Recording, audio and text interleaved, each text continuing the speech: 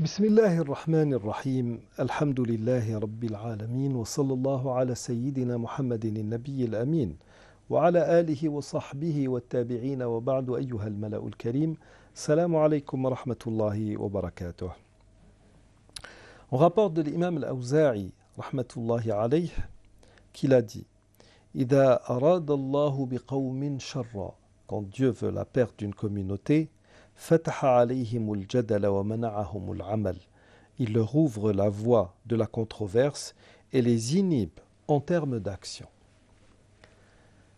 Il n'y a pas pire que la polémique et la controverse et le fait de rester inactif jusqu'à ce que tous les problèmes d'ordre divergent soient soldés et assainis. Et malheureusement, dans les sociétés dites musulmanes, c'est ce que nous vivons. Nous sommes toujours en train, vous savez, à chaque fois qu'il y a un colloque, une rencontre, beaucoup sont là pour essayer de redéfinir les choses. On veut redéfinir le vivre ensemble, on veut redéfinir la démocratie, on veut redéfinir la notion de république, on veut tout redéfinir, il faut toujours repartir sur de nouvelles bases. Et le problème est que nous sommes toujours là en train de blablater sans que nul d'entre nous n'agisse. Le jadal, il n'y a pas plus mauvais que ça en société. La plus longue sourate du Coran s'intitule Souratul Baqara, la sourate de la vache ou de la génisse. Pourquoi ? Parce qu'il y est rapporté une anecdote. Un homme des enfants d'Israël a été tué. Et les gens, ses neveux ont accusé la personne devant laquelle, devant la demeure de laquelle on a trouvé la dépouille du défunt. Et en fait, quand on est allé demander à Moïse que faire justement pour régler cette énigme, il leur a dit « Inna Allah ya'murukum an tadbahu baqara » Dieu vous ordonne d'immoler une vache. Tu nous prends en dérision. Que Dieu me garde d'être du nombre des ignorants. Alors là, au lieu d'aller immoler une vache, parce que ce qui leur était demandé, c'est d'immoler une vache, d'en prendre quelques bouts de sa chair et de frapper avec le corps, la dépouille du défunt. À ce moment-là, il ressusciterait, dénoncerait son assassin et remourrait, tout simplement. Eux, au lieu de mettre en application un commandement divin,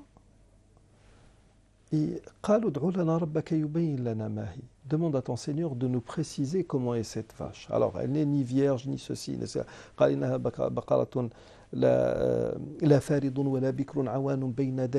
au milieu. Faites ce que Dieu vous enjoint de faire. Demande à ton Seigneur de nous préciser sa couleur. Jusqu'à la fin du verset. Et là encore, donc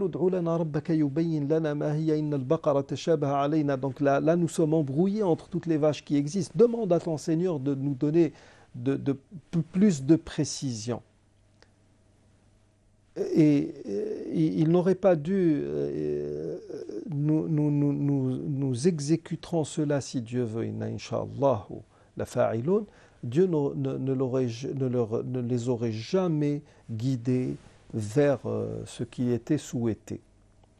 Et à ce moment-là, ils ont fait donc ce qui leur a été demandé. Le mort a ressuscité. Nous sommes en train de parler d'un texte que nous jugeons plus que vrai puisqu'il est dans le Coran.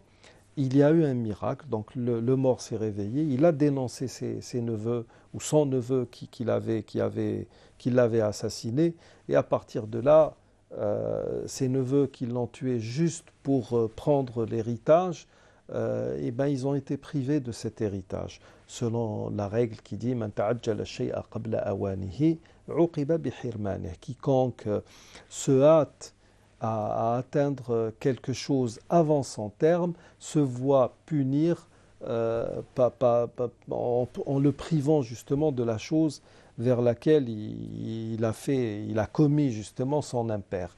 Donc, le problème est là. Alors, il y a une polémique dans le superflu et personne ne veut aller vers ce qui est souhaité. Et c'est pour cela que quand le messager de Dieu, alayhi salatu salam, selon ce que rapporte, ce qui est rapporté d'après Abu Hurayrata radiyallahu anhu, on a dit, Dieu vous a prescrit le pèlerinage, faites-le.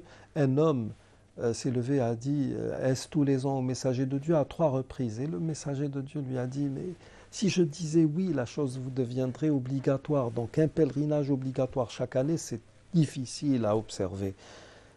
Daruni ma taraktukum.